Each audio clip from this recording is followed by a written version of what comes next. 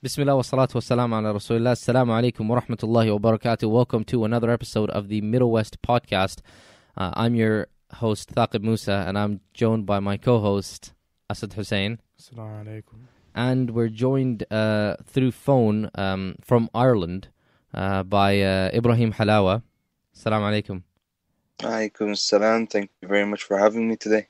Jazakallah khair for coming on. So Ibrahim is an activist. He's a law student, and many of you might know him. There were campaigns to free him, as Ibrahim spent 4 years in prisons in Egypt after the Sisi time. So we heard of the passing of Dr. Mohammed Morsi, the first democratically elected first and only democratically elected president of Egypt, rahimahullah, over the past week. And we wanted from Ibrahim, to get a little bit of a kind of your experience of prison, what life's like there, which will give us a little bit of an insight into what Dr. Morsi would have gone through in his last years, but also get kind of a little bit of the experience of on the ground, what it was like, what the background was, and also understand how you came to be where you were, what your journey was like. But yeah, that's what today's theme is going to be about. So I think it'd be a little bit out of place if I started making too many jokes about Asad, because basically we're in his hometown Rochdale, which is a little backwater on the. See, I don't know why I keep saying backwater. I don't know. It's irrelevant and small, and it's irrelevant. Okay, that's fine. But yes, we're not going to talk about that today because it's far too serious for that. Of course. So Ibrahim, where in Ireland are you based? I'm situated in Dublin at the moment, Dublin City. Not too far from the city centre. If anyone has been around here, I love Ireland, to be honest. It's small, it's green, and it's beautiful. But if when you get busy, you kind of go into the city. Yeah. Is Dublin the Republic of Ireland, or is it Northern Ireland? Yeah. It's the Republic of Ireland. It's the city. It's the city. Yeah. Okay, alhamdulillah. There's a bit of background. Where is that is there like motorbikes? Are you on the streets of Dublin right now, or? No, I think my neighbor is drilling something. So I think that's what it is. Okay. But yeah, we'll get a little bit of ASMR or something in our recording. But so you were born and raised in Ireland, right? Yeah, I was born, raised, grew up my whole life, studied here in Ireland. Since my parents have moved here, and I've been here basically. And your parents, so you're Egyptian originally, and when did when and kind of why? My dad's history was there's always been oppression in Egypt, and there's always been lack of freedom, freedom of expression, and doing your job. And my dad as an imam, my dad's a sheikh, so he needs to speak about the issues and the politics within the world and within the Muslim society, of course. But so he felt that he was very restricted, kind of back in the day in Egypt, and at the time he just had to immigrate, and he left. And he's lived in many places. He's moved to Pakistan. He lived there for 10 years. He lived in Yemen. Sorry, he moved to where? Pakistan. Yeah. He lived in Islamabad for 10 years. Two of my sisters were actually 10 born years. Mashallah. Yeah. Were you born there as well, or was it? No, just Fatima and Umayma. Okay, mashallah. But yeah, that's. That's wow. Okay, yeah. So I know when I say it, people are like, "Wow, like where'd that come from?"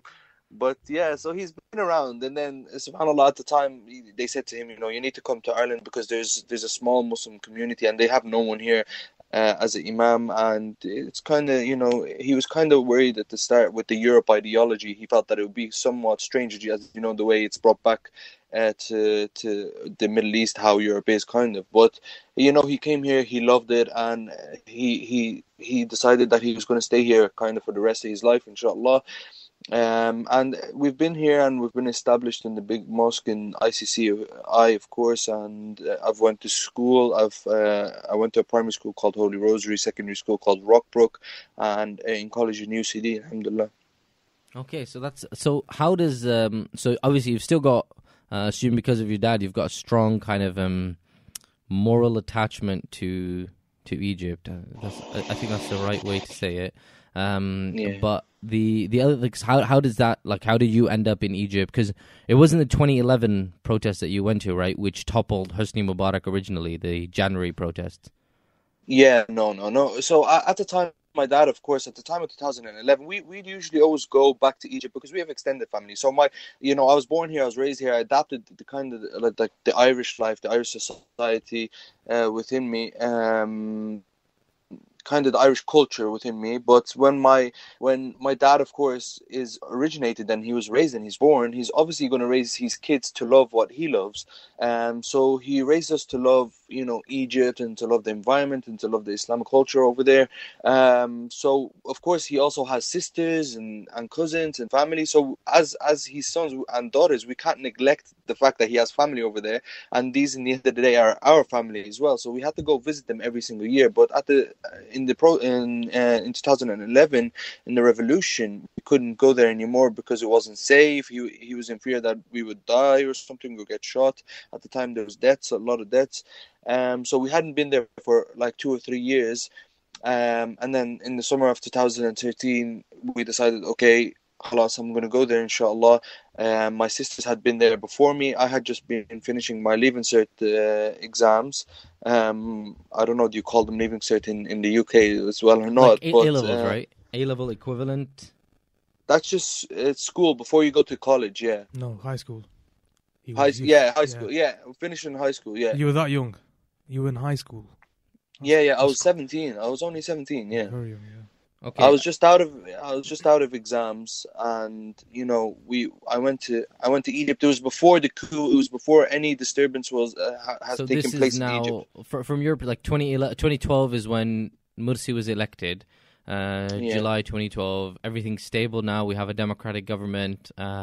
Things are progressing. Yeah, it was like that. There was obviously an opposition, like in any other country where opposition have their voice. They're speaking out. They don't like some stuff in the country. They don't like some political issues, but that's normal. It's in every single country in the world. And of course, at the time, it was more how that a lot of Egyptian people were feeling how freedom actually tastes like. And that for me was actually a shock because, going into Egypt, always in Mubarak's days, we always had a European passport. We were treated differently than the normal Egyptian citizen. We were treated better. If we called the police, they would arrive in time. If you call an ambulance, they would arrive in time. If you go into hospital, you're treated much quicker. So we didn't really feel the oppression, but we knew it was there. We sensed it because our extended family had sensed it. How does that work with police and stuff? Like, when you call through the embassy or something like that, or? So they have a police called the tourism police, Shurtat al-Siyaha. So you call them, and they obviously, you tell them that you're a citizen, and they come much quicker. Cases are dealt with much faster. You're not meant to technically lose your rights if you were ever abused in the system in Mubarak's days.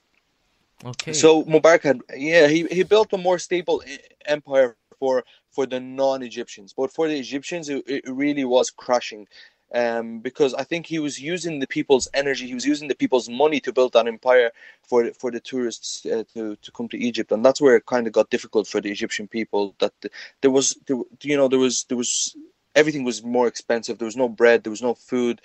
Petrol was becoming expensive. The level of crime was rising. So it was kind of at the time where people said, okay, enough is enough, that he's going to hand it down to his son, Jamal Mubarak. And at the time, they took a decision and they moved and they succeeded in it. The Egyptian people did. Did you get a sense of, because a lot of people who maybe supported the coup or something, because in Tamarrud, the level, so now we're back to 2013 when the people actually went out on the streets and what's called the Tamarrud group. Did you get a sense of that where, because some of the people said that they were feeling restricted and Morsi was making like bad governance decisions and things like that, some of which has been rejected by some of the numbers. But did you get a sense of anything on the ground of like the governance was bad or? So, of course, like I said, I felt there was an opposition. I felt there was tomorrow. It kind of grew at the end of June. I was there way before. Like, for instance, I was in Rab'a Square like a few days before Rab'a, and I was in Tahrir, and there was absolutely no one. There was absolutely nothing. There hadn't been camps set up. There hadn't been people sleeping, protesting. There hadn't been any protest of some sort. But there were people speaking on the media. Tamarud was speaking, like you said, and the opposition were kind of loud. But yet again, I felt that kind of Dr. Morsi rahmatullah alayhi, and I send my deepest condolences to his family, of course, who are grieving at this moment, and the people of Egypt, for many reasons. Whether you agree with President Morsi or you disagree, he was the first elected president of Egypt. So rahmatullah alayhi, and may Allah accept him, inshallah. But what I was saying is that at the time, he went out on the media, he replied to those oppositions, he was speaking. I felt that at the time he was giving them their freedom of expression. They're allowed to express what if they don't like anything within the system, and that it could be changed by him at the time of his presidency. But we had an idea, but there was something else planned, and the coup is being planned, of course, by Abdel Fattah al-Sisi at the time. Little did we know, of course. Yeah. So you watched Tamarud happening. You were there when it was ongoing. Yeah, of course. At the time it was taking place, and look, from a democratic background, that me being raised in Dublin, I know that there's something called freedom. I'm 17. I don't know yet the depth of politics and the roots of politics and all that, but I knew that there were simple rights that were given to human beings, and that was freedom of expression at the time. And I saw Tamarud speaking out, and I said, okay, that's fair enough. So I wanted to understand more of what was happening, and I took my brother, and we went down to Tahrir. It was me, my brother, and my friend, and we said, let's see what these people were speaking. And I was speaking to one officer at the side. There was an officer there, and he's in his uniform, and these little informations, these little details I wanted to put in my book because they were very crucial. Is he at the time said to me, Ibrahim, when I said to him I'm from Ireland, and I was very, I was joking with him, and I was kind of being good with him, he opened up and he was like, Ibrahim, what I really want to tell you is that we all have received orders to wear, casual clothes and to pack Tahrir up. And I said, but that's not fair, because of course you have the freedom of expression, but you can't be an officer, and you can't just get all the police department to protest as normal citizens in Tahrir Square and say that they are somewhat. Of course, there was an opposition. I'm not denying that there was an opposition. Yeah, so there was a big kind of the protests. Did you get me? In Tahrir. So exactly. So the Washington Post reported on this as well. The Washington Post. I remember an article a couple of years ago reporting on the so-called fake protesters of the Egyptian revolution, where you'd have mercenary protesters, the people who either bought to go on the streets or they worked for the government in the first place. So there was kind of a sense of illegitimacy for the revolution to begin with. Yeah. Okay, so sorry, I'm just gonna go on a quick tangent because you said you wanted to put it in your book. Is this like a book you're writing, or? Yeah, inshallah. I think subhanAllah, I was always delaying to finish it for some reason, but I feel like after the death of Dr. Morsi, there will be more to the story, of course, and what will happen to the Egyptian people. But the story contained two people. It contained Morsi and it contained Sisi, and it contained all the people under him within the political system, within the political prisoners. So there's a lot of people in the middle. But now that Morsi is gone, what's going to happen in Egypt is yet to be watched. But for me, it's kind of, that's where, it's not where the hope ends, but it's where the story ends. Do you get me? Because a lot of people in Egypt had hope that one day Morsi will be, brought back to his presidential seat, and he will sit down, and whether he will denounce his his leadership of the country's presidency. But for me, it's kind of the story. It's not over for Egypt, but it's over for the political prisoners. A lot of the political prisoners had hope in Morsi. I always say, okay, that he's a human being. He could have died, but at the time, Sisi's only, the only person he really feared was Morsi. He hated the fact that there was two people being called president. A lot of people were calling Sisi president, and a lot of people were calling Morsi president. So he felt that there was competition 24/7 within the prison system. And for me, when I heard that Dr. Morsi died, I was in work at the time. I couldn't believe the news. I couldn't, because a lot of people built hope. You know, we would joke in prison, and a lot of people would say, "Oh, Ibrahim, I bet you that President Morsi will return to his seat and Egypt will be fine again. That Sisi is only taking a little bit from his time." But now everything has changed. Tables have turned. What is to happen next to all of those people that have been politically imprisoned and still remain behind bars? Like, I know people inside who started the hunger strike since the death of President Morsi. They have not received any visits. They're not allowed to receive any visits since his death. They're not allowed to receive any recess time, so they're not allowed to go out of their cell at all. So they're 24/7 in the cell. This is torture. It's blatant torture. You can't expect anyone to sit in one place with a locked room with no facilities to live except water and some food in a cell for 24/7. So, and a lot of people. So one of the things, a lot of things that you mentioned there were to do with the conditions of the cell. So the conditions of your imprisonment and the imprisonment of the people you were with whilst you were in Egypt. I remember you wrote an article for The Guardian concerning your conditions whilst you were in Egypt. And one of the things you said right at the beginning of the article, you made a distinction between the physical torture that you endured and the mental torture, and you said that you'd rather go through the physical torture 100 times more than the mental torture, because the mental torture really got to you. So could you explain more about that? Because anybody listening to this would think, I'd rather prefer mental torture than physical, because physical is something more tangible there, someone burning your skin, someone hitting you.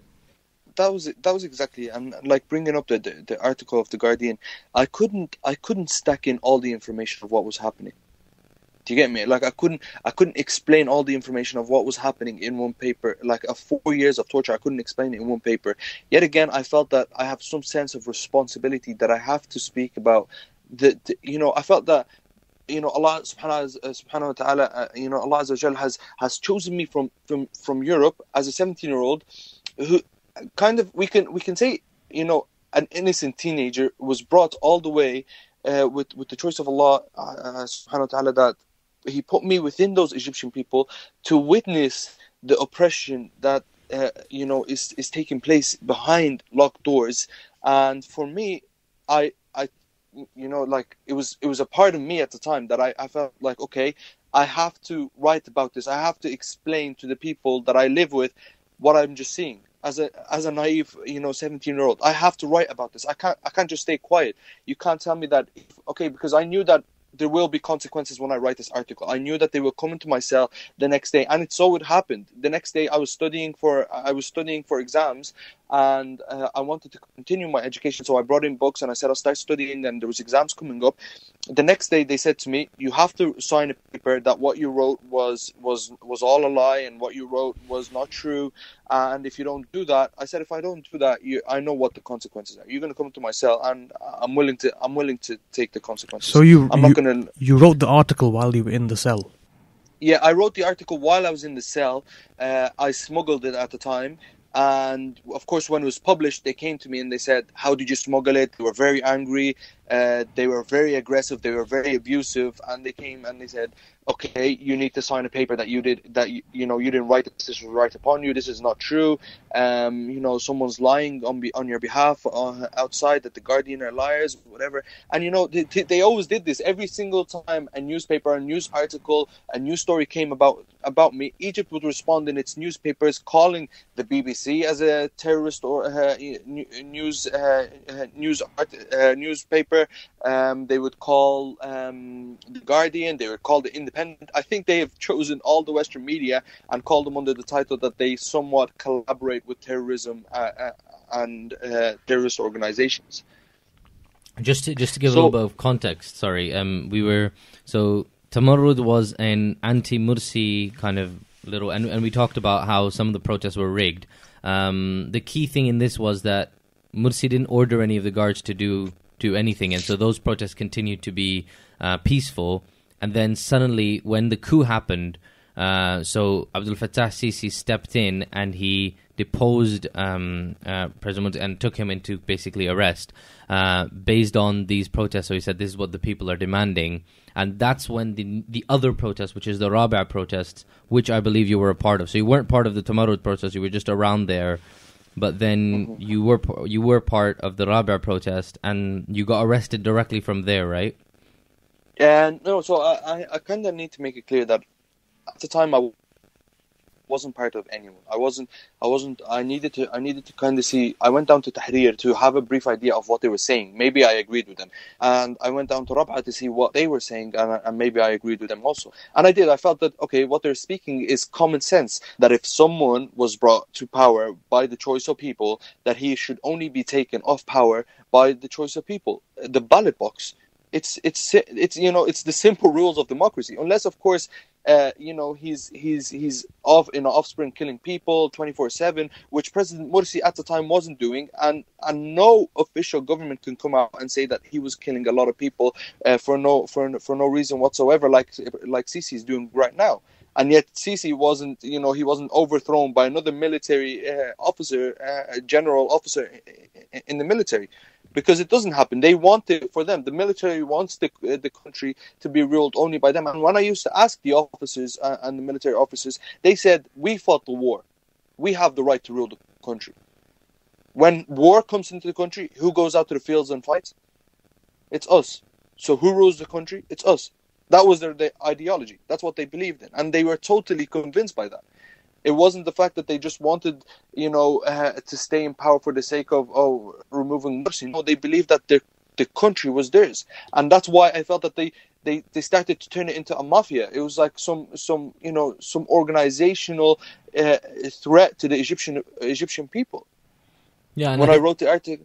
I think one of the numbers is like, especially at the time. So at the time that Morsi was elected, when they published their first budgets and stuff like that, about 24% of the businesses were owned by the military. Like 24% of the economy basically was functioning on the behest of the military. So it was a very kind of uphill battle.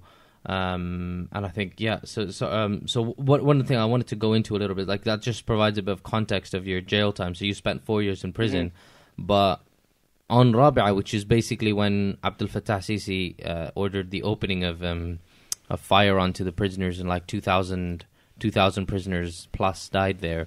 I think, were you there on the ground there? Did you experience some of the shooting? Yeah, it was. Look, for me, I don't want to get into too much detail for us, so we don't lose the topic of it. But when I was at Rabi'a, of course, there was protests. The officers or the military would come and they would shoot lightly from afar. This was before Rabi'a. So I think they wanted to test what would be the response of the people. Yet the response was so peaceful. So they tested it once, they tested it twice, and then third time with the Rabi'a, they went on a killing spree. So they just started killing everyone. They came in with the tanks, they came in with the bulldozers. They just, they ran over people, they set people on fire. I think the images are online for anyone to see them if they wish. Of course, it's it's very graphic, but it's reality. People need to see this to understand that this is taking place by a dictator who's in power. Until today, and we've allowed him, and I'm not saying we've just the people who are in Rabi'a. No, I'm saying we as European citizens and as European governments, we've allowed Sisi to dictate a country like that for so long, because all our European governments have failed to come out and call this a coup. They have failed. Very little governments have actually came out and said to Sisi that what you're doing is a clear coup. It's against an elected president. It's violating the rights of the Egyptian people. They have not said that so far.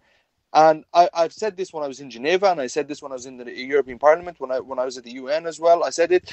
I said that you're saying that you want to fight terrorism within Egypt, and Abdel Fattah Sisi saying that he has terrorism. I'm saying, sorry, if you take an innocent person and you keep torturing him and you torture his wife right in front of his eyes, because I had a guy with me who his wife was tortured right in front of him. She was electrocuted in her private parts, and I'm sorry to say this, but again, it's reality.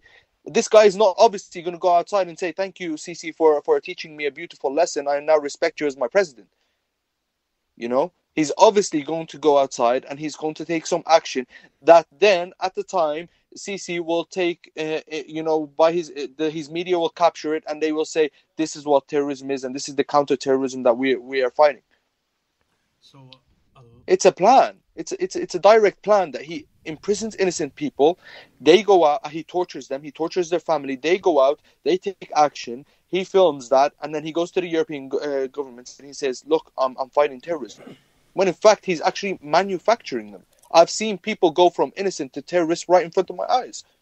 So I think one of the points that the Sisi government administration makes is that what they're doing in the prisons isn't torture. It doesn't classify as torture. So this is the argument made by the Egyptian government, is that what they do to the prisoners in the Egyptian prisons, whether it be light deprivation, whether it be sleep deprivation, whether it be solitary confinement, and what you said as well, the actual physical torture as well, isn't torture. It may, at most, they say, classify as cruel and other inhumane, degrading treatment, but they use different kind of the mechanisms, the legal mechanisms that the Egyptian government uses is quite.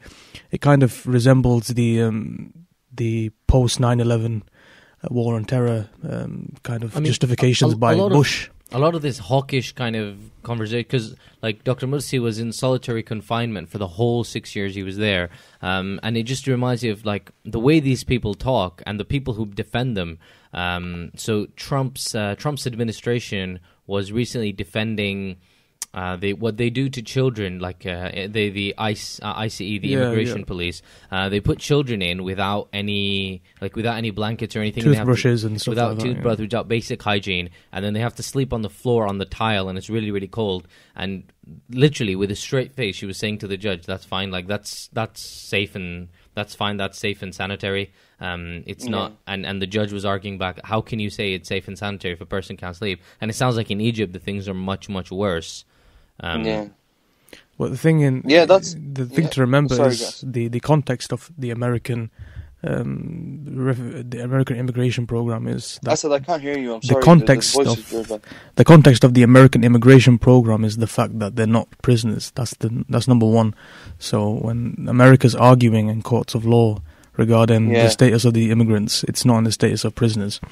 Number two is when Egypt's arguing, it can't be contested that they're not prisoners, because they are actual prisoners. So we're talking about immigration centres which can be visited by visitors and by people who are not part of the government. But prisons in Egypt cannot be visited. Unless you want to be a prisoner yourself, you cannot really say... The other thing is probably that a lot of the prisoners within Egypt aren't documented. So I think you mentioned earlier, Ibrahim, that you have some friends who are... Or you know someone, who's in prison right now and they're on a hunger strike. But they have no visitation, and what sort of communication channels do people on the outside have to? So how do we know that this person is actually on hunger strike? So look, of course, we've watched a lot of movies and we've watched the prison systems. Of course, it's nothing like it, but it's somewhat a slice of reality. And prison guards tend to do a lot of things, whether it's for money, whether it's for cigarettes, so for you to try smuggle a letter with them, sometimes it works. Some people have, people have smuggled phones and you can call them. So it really differs from every single prison within Egypt. But like you said, the visitation there, it's denied not only by family, but it's denied by Human Rights Watch. It's denied by all NGOs. It's denied by any human rights organizations. There's when I was in Egypt, and I was in the cell, we would always see someone passing by us, and we were like, "Oh, where did you come from?" And he's like, "Oh, I'm one of the guys who had disappeared for like 2 years or 3 years. Can you call my family? And here's a number." And he tries to give us a number so we can send his number out in the business. So my family will call his family and tell him that he's alive. So imagine a family doesn't know anything about whether it's their brother, their father, their son. They don't know anything about him for 2 years, and they've already, they've probably surrendered that he's already dead, or that he's been shot, or, the Egyptian system has brutally killed him. And there's many reports of that. Amnesty International has reported about it. Human Rights Watch has reported about the disappearance, the torture in the cells. When I seen when I heard President Morsi's death, the first thing I remembered was he was brought to a hospital called Luman Tura. This is it's a clinic. It's not even a hospital. It's a clinic within a compound of many prisons. When I was on my hunger strike, I was put in that hospital. They put me in that hospital for not to be treated, for them to actually threaten me to break my hunger strike. Because you're sleeping beside a guy who's who has AIDS. You're sleeping beside a guy who has a contagious disease. You're sleeping beside a guy who has virus C. You're sleeping beside many people who have diseases that are very contagious, and you feel that, is it really worth it that I continue my hunger strike and then end up with a disease because my immune system at the time is very weak? So should I break my hunger strike and listen to them? And I was put into solitary at the time as well. And Dr. Morsi has been put in solitary for 6 years straight. Man, let me tell you, I was put in solitary for 2 weeks, and I felt like my brain was going to die. Like, I remembered everything. I started speaking to myself. You start singing every song you start writing on the walls with whatever, if you find a little pebble in the cell or whatever. But then you start to go crazy. So fair play for this guy that he went 6 years straight and still had some sense in his brains. I mean, he still came out and he still sounded kind of normal. And like I said, we've, not only me, but many human rights, organizations or activists have went to the European Parliament and have went to Geneva and have went to the UN, and we've stressed enough that the guy's his life is on the line. He's not receiving any treatment. And when I was in the hospital, like I said, the lack of treatment he had received, that's your basic human right, that if someone is sick and he's your enemy, you still give them their medication. He was refused and denied any medication of what sort. He'd appeared in court before, and he said that if I had ate the food that was put in front of me, God knows what would have happened to me. I would have died. He knew straight away that they maybe had put poison into his food. So when I heard that his death, that he had collapsed, and he stayed 20 minutes on the ground without any help, what kind of human being are you actually dealing with? Yeah, because that's one of the things. No heart. I mean, I know a few people who are supporters of the regime, and one of the things they pushed back on was that where's the evidence that they don't have that he didn't get health care? And there's actually a recording of him from court saying this. And the same with the 20 minutes. Like, there's witness testimony from inside. That people because he was put in a glass cage in court, and because he was diabetic and he was probably losing eyesight in one of his eyes because he wasn't treated. There's documentation from a previous court recording where he said, "I don't really understand what you're doing. Like, what kind of court is this? Because I don't see you, I don't really hear you, because they're soundproof." And then the people in the other cage saw him fall down and started banging on the door on their cage, and it took like 20 minutes for them to. No, because they saw it. They saw him fall on the floor. The guards, I think most of the court saw him fall on the floor, but they didn't do anything for 20 minutes. Yeah, they just waited. They just held. I think a lot of people. There was a doctor in the other cage, another prisoner. I think a lot of people are saying that they never saw him for 20 minutes, and then when they saw him, which makes no sense because this is Mohammed Morsi. We're talking about the ex-president. Like, the whole entire courtroom's attention's on this one guy. If he falls down, you're gonna know about it. You know what I mean? It's not like you can't not see a person who's in the defendant stand. Yeah, like bringing it up, Taqib, as you said, man. Like, you just mentioned something. You said there was a doctor who's a prisoner in the other, in the other cage, and you just reminded me of something. That's this. I'm going to tell you that 80% of our treatment, right, was from doctors who were imprisoned with us. And the other 20% was probably a cold or a flu that if you went out, they would have gave you a Panadol. So if you had any medication that you needed, we were dependent on the doctors with us, that they had some connections on outside, that they would somehow try to negotiate some right of medication. It took us. I've seen, Dr. Salah Sultan. He's Muhammad Sultan's dad. His medication was all gathered in a lunch bag. One of those plastic bags, sandwich bags, and he didn't know which tablet was which. And then they opened the bag and they threw them all on the floor, and they made him pick it all up right in front of my eyes. So when Dr. Morsi was denied for 20 minutes, it's not something that surprises me and goes, oh, and I go, oh, wow. No, because I've witnessed this, and it's not something that 60,000 political prisoners have complained about all in agreement. We have not said, oh, the guy who's in a prison that's like 50, 100, 200 miles away, we're going to agree that when you go up to your court in front of your judge, you're going to speak about lack of medication and lack of healthcare. And a lot of people denied that Morsi was sick. Yet again, look at it, ended in his death. And Dr. Morsi is one person who's known about. I had a guy with me who was denied his tablets, and he died in the cell. I had another guy who was in the cell beside us. He died in his cell. So Dr. Morsi was the case that's very known. So of course there was a lot of media attention, but there is simple people that weren't known as well who had died with the same result of lack of medication. I think that it's important to note that lack of medication by itself would be an omission, but it would be a death thereon, so it would be a murder. But with Morsi, the UN requested post-mortems, and Egypt seemed quite disgruntled and quite offended by the notion that anybody would assume that Egypt killed Morsi in terms of actual killing him, which would be revealed in post-mortems. And they buried, how long did it take to bury his body? Like 2-3 days? And they didn't let anyone attend the funeral. I think his wife and his 2 sons. No newspaper reported on it except one, and they failed to mention that he was a president in the newspaper as well. I think this kind of indicates that the system that's run under the current administration is quite, in a sense, Machiavellian in terms of Sisi wants to control every single perception anyone has of the ex-president within his own country.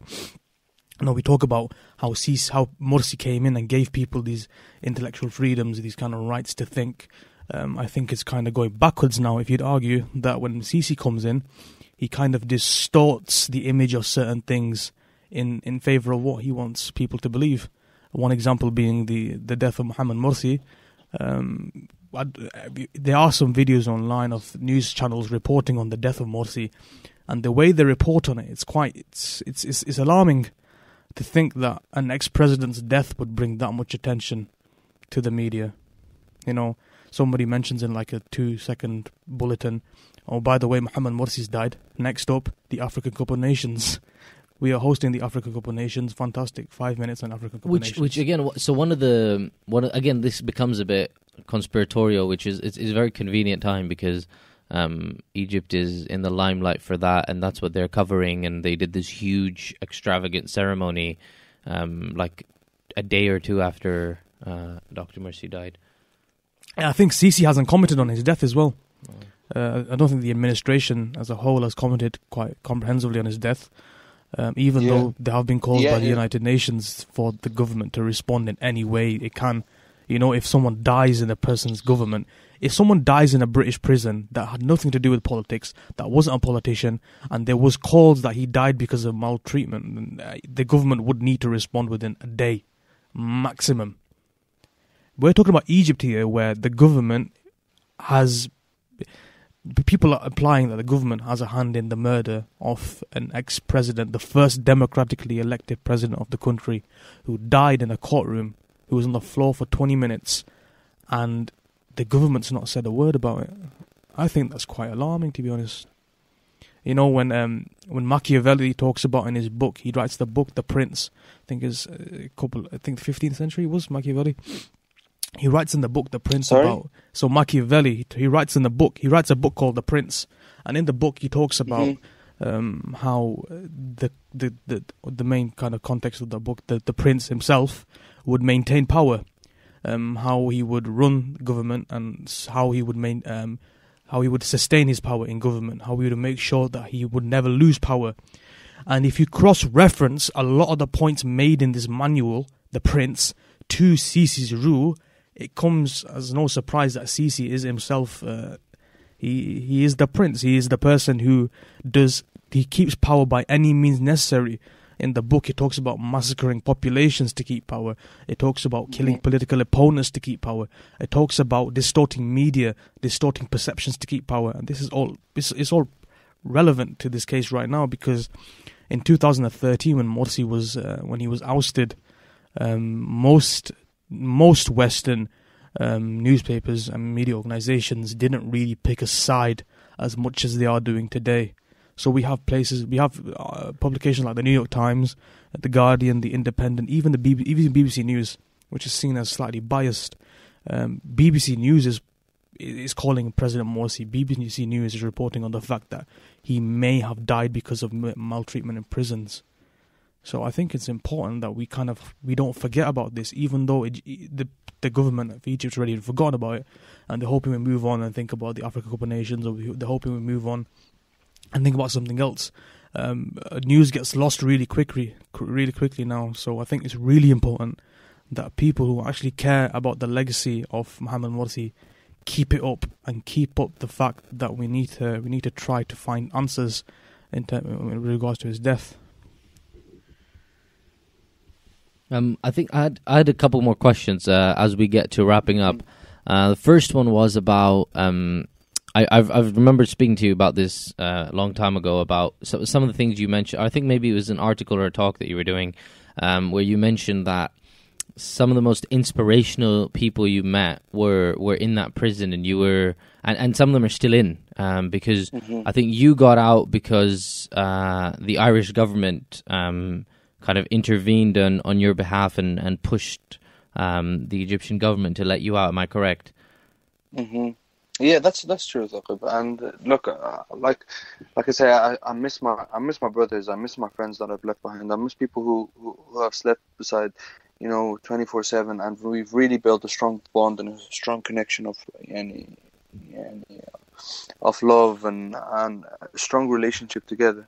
And every day, wallah, I pain that I've left them behind, and that somehow I was released because I had some sort of documentation that has made my life more valuable than theirs. And wallahi, Allah's witness that my life is not any valuable to any value to comparing to theirs, because they are people I've listened to, they're people I've heard and learned from, and people that I continue to learn from, and people that I continue to implement what I've learned from in my everyday to-day basis. So subhanallah, I pain every day that I see them still behind bars and situations are getting worse.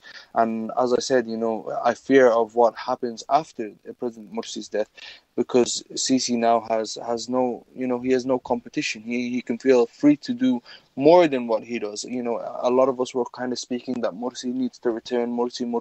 Now Morsi's gone. He's going to say, I'm president now. So I fear for what happens with them, but I can't do something for them that Allah has already planned for them. So Allah is with them, inshallah. I make dua for them, and I'll continue to pray for them that one day, inshallah, that I meet up with them, because it was so beautiful that even the ones that were released when I went to Turkey on a holiday, some of them were in Turkey, we'd all met up. And it was just so nice to meet on the other side. It was so nice to sit, and it was so nice to have a chat and a laugh, and reminisce on all the hard moments that actually we made jokes out of and we started to laugh about. So inshallah one day they'll be released. So of course there's many inspirational people, and I just don't want to name one because then I would have left many out. But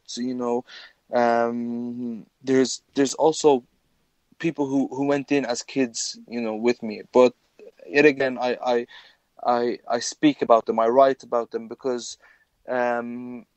they need to finish their education, they need to finish their life. They have a long life in front of them. It's been over a year and a bit now, a year and a half since I was released. So it's not fair that I sense that year that they've still suffered and they're still paining through. I really want to say, Jazakumullah khair and taqabbalallah that you have done such a platform for me to also share about them some stories that maybe one person can create an effect or start a campaign or make a difference that can change situations. But I also send the message to the people who had hope in Morsi. And as they said, when the Prophet ﷺ said, "Man kana ya'budu Muhammad fa inna Muhammadan qad mat." If you worship Muhammad, Muhammad has now passed away. And if you worship Allah does not die. So put your trust in Allah, and like I said, I know for me that I take it as a blatant murder.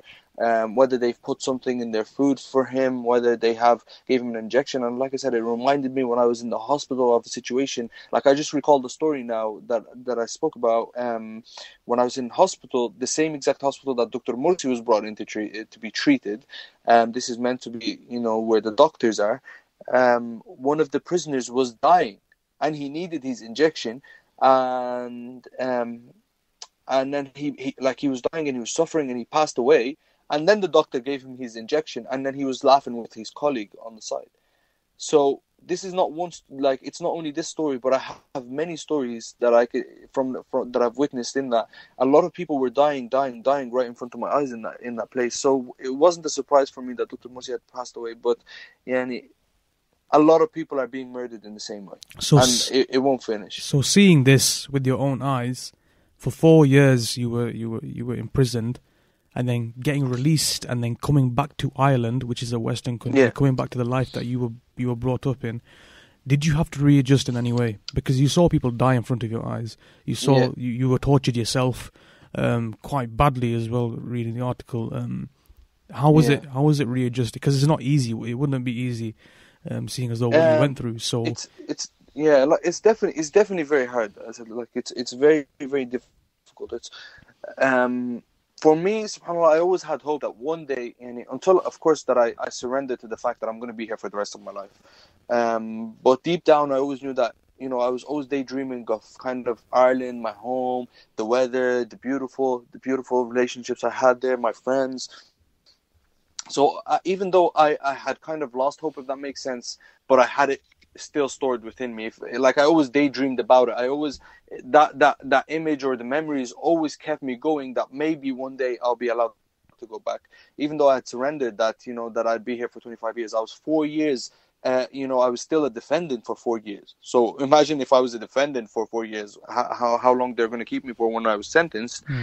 So I surrendered that I'd be there. And my case was a death sentence case. So I feared the fact that one day they will come in and shoot me or kill me, or take me and tell me, come on, it's time for you to die right now. That was kind of very scary for me, but somehow you surrender to it in the end. And Sisi, I said this on the CNN, that Sisi comes out and says that I don't have any political prisoners. He's denying 60,000 lives. That means he does not want to mention them, because if he was to take a step against them and shoot all of them, he'll say, I came out and I said I don't have any prisoners. And I know that for a fact that this can happen one day. It had happened in Egypt's history, and it can happen again. It's no big shock, but readjusting for me somehow. I like I said, I had this image that one day I'll go back. But all the Egyptian people, they think of, once they walk out their cell, what's going to happen? They're going to go back into the same regime, the same system, the same oppressive. They're going to be treated bad for the rest of their life in a country that, I felt some hardships here. Some jobs kind of looked at me and said, "Oh, you've been to prison." Well, even though I was proven innocent after 4 years of being a defendant, I wasn't even sentenced. Some jobs kind of look to you that, "Oh no, you've been through the prison system," so they kind of get scared. And this is Europe. So imagine being in the country, you're a political prisoner, you've opposed the president, no, we don't want any trouble, we don't want you. So people are going to find a lot of difficult hardships when they get released. And this is exactly what I'm saying again. This is one of the many, many methods of manufacturing terrorists in Egypt. So I think if he's going to go out and he's not going to find a life, what else is he going to do? He's going to take revenge. So when you were in prison, you were at the liberty of having an Irish passport. So you were an Irish citizen whilst you were in the Egyptian prisons. And a lot of the 60,000 people who are in the prisons, who are prisoners, they're not Irish citizens. They're not citizens of any European country or Western country. They're Egyptians. And the fact that they are Egyptians means that the government has more, they seem to assume that they have more open reign over the control. No one's going to intervene on their behalf. Yeah, so we have the Irish government intervening on your behalf. But then who's going to be the person, the third party that comes and says, no, this is our citizen, this is our person, you can't take him as a prisoner, he's done nothing wrong.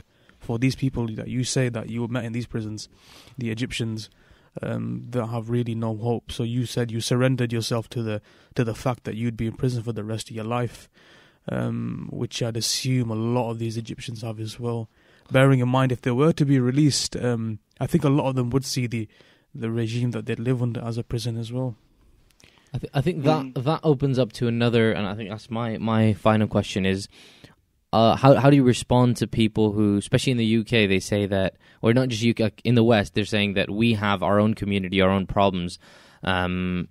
What businesses are of ours? And this is also, it's a right wing argument, but I've heard it from many Muslims as well. Is why do we have to get involved with this issue that's happening abroad? There's an Egyptian problem, and they should sort it out themselves. Mm-hmm. That's sometimes I think about this question with myself, as I've received it a lot, of course, from people and from media, that why not like fix the problems here? First of all, life in the West is very, very, very comfortable comparing to countries like Egypt or the Middle East, like where people are denied their simple rights. But that for me wasn't kind of the main focus point I was focusing on. That I always say that if we neglect the issues from over there, they will become the issues of over here. And that's exactly why a lot of people are kind of like fighting the refugee or the asylum seekers system, where they're saying, oh, why should we take anyone in? Well, sorry, you've passed history with a lot of pain to become the known Europe that you are now. If you look into Europe's history, it wasn't all comfortable, beautiful Europe in its history. No, there was a lot of wars, there was a lot of hardship. And even here in Ireland, when the famine happened, there's a school named, and it has a crest over Turkey's half moon, from the flag, of course, because Turkey helped Ireland during the famine. So there is history where Muslim countries have helped, European countries, but yet again, it's time for them to help countries that are really in need, and the people that are really in need, because freedom does not have a limit. Freedom does not have boundaries. Freedom does not have, you don't need a passport for freedom. You don't need a passport for human rights. You don't need a passport to be able to live like a normal, basic human being. So, my final question to you: you've now been free for over 1.5 years or so, and you're currently studying law at university. Is there any correlation between your experience within the prisons and your decision to study law? Do you want to go into that field, human rights? Do you want to be an activist in that kind of regard? Always my field was always my field was always, I wanted to be an aeronautical engineer. I wanted to study planes. I love planes. I wanted to even take my career into becoming a pilot somehow. But subhanallah, when I was put in that system, I realized that no, I can take a benefit out of studying law and help the people who are really in need of help. I can speak on their behalf. I can see the justice system abused. Look, like if I put it simply, people in the judges in Egypt were using the law to abuse the people. They were using it. They were stating it the way they want. They were applying it the way they want. They were implementing it the way they want. And for me, I felt like, no, there needs to be someone who, knows the system, who has been through the system, who has seen the other side and the abusive systems that take place in, because in the end of the day, prisons are kind of all the same in countries. So I needed to be on the other side to be able to understand the side of law and to be able to speak on behalf of human beings that are in need, and seriously are calling for help and have no one to answer their calls. I had a lot of people who answered my calls because I'm European, but yet again, there's a lot of Egyptian people, there's a lot of Palestinian people, there's a lot of Syrian people, there's a lot of Yemeni who need help, who need us to be there for them, who need you to write an article. Some people tell me, like, when I go to a protest or when I write a post on Facebook, they're like, oh, Ibrahim, what's it going to do? I'm like, the actual thought of me not being forgotten at the time was very, very important. When my sister wrote a letter to me once and she said, Ibrahim, I've run out of options, I felt like my life has come to an end. Even if she had wrote to me and lied to me in a letter saying that she is still trying something, that was kind of more hopeful. That doesn't mean that, I didn't have my trust in Allah subhanahu wa ta'ala. No, it has nothing to do. We're still human beings in the end of it, And at the time, when she said that to me, I felt like, khalas, I might as well just remain here hopeless. I'm a hopeless case. Imagine it has taken my government as a citizen who was born here, raised here. It's taken them 4 years and 2 months to release me. So imagine how long it's going to take to actually pressure governments to speak about the Egyptian people, not because it's their right to speak about, to have freedom of expression, but their right because if you don't want terrorists to end up blowing countries, then you need to stop the manufacturing of where it happens and it takes places, and that's it. So it's, in the end of the day, you're trying to convince them that it's the benefit for them rather than the benefit is actually for the person being oppressed. So I needed to take that career path to be able to speak for the people who need a voice, for the people who are simple, for the people who have no money to afford the lawyer, for the people who don't understand the law, for the people who fall within the justice system just because they wanted something better for their kids and for their grandchildren. And I wanted to be able to say that I've been through it, I know how it feels, and I won't let you down. Jazakallah, that's really that's really something. Yeah, it's really moving because usually when I think about why I chose engineering, it's money, basically. Well, not even that. It's just I got told to do it. But anyway, Jazakallah khair for your time. Really appreciate it, and really, really enjoyed this episode and having you on, and it was very insightful as well. So I hope our listeners found the same. I'd like to apologize to our listeners if there were any audio issues during this episode. Inshallah, we're working on improving our kit, but also sending kits now that we're dialing in guests. You can email us on themiddlewestpc@gmail.com with your feedback, comments. Is that the Middle West PC or Middle West PC? middlewestpc@gmail.com. Without the, so middlewestpc@gmail.com.